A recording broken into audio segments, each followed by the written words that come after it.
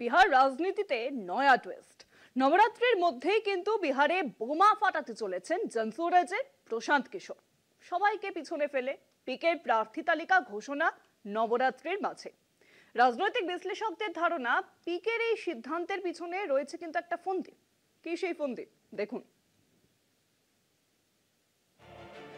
বিহারে বিধানসভা নির্বাচন নভেম্বরে, অথচ এখনো দুই প্রধান প্রতিদ্বন্দ্বী এনডিএ বা মহাগঠবন্ধনের আসন ভাগাভাগি শেষ হলো না।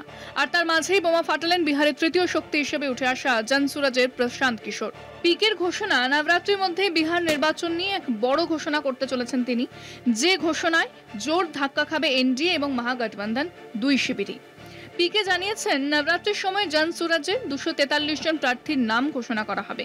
পিকের ধারণা, প্রার্থী তালিকা ঘোষণা হলে মহাগঠবন্ধন এবং এনডিএ দুই শিবিরই বেকায়দায় পড়বে। রাজনৈতিক পর্যবেক্ষকদের ধারণা, পিকের এই পদক্ষেপের পেছনে কৌশল রয়েছে। পিকে যদি প্রথমে তার প্রার্থী তালিকা ঘোষণা করেন, তাহলে এনডিএ এবং মহাগঠবন্ধনকে জনসুরাজের প্রার্থী অনুসারে কৌশল বদলাতে হতে পারে। তার জেরে এনডিএ এবং মহাগঠবন্ধনের অভ্যন্তরীণ কোন্দল বাড়বেই। কিছুদিন আগে প্রশান্ত কিশোর জনসুরাজ যাত্রার সময় অনেক শিক্ষিত এবং যোগ্য ব্যক্তিকে চিহ্নিত করেন। মনে করা হচ্ছে তাদের অনেকেই পিকের দলের টিকিট পেতে চলেছেন। এই প্রার্থীরা মহাগঠবন্ধন বা এনডিএর ভোটও কাটতে পারেন, যার প্রভাব পড়তে পারে ভোটের ফলে। সুতরাং নবরাত্রিতে কার্যত প্রতিদ্বন্দ্বী দুই বড় শিবিরের বিরুদ্ধে সরাসরি যুদ্ধই ঘোষণা করতে চলেছেন জনসুরাজের প্রশান্ত কিশোর, এমনই ধারণা রাজনৈতিক পর্যবেক্ষকদের। কলকাতা টিভি।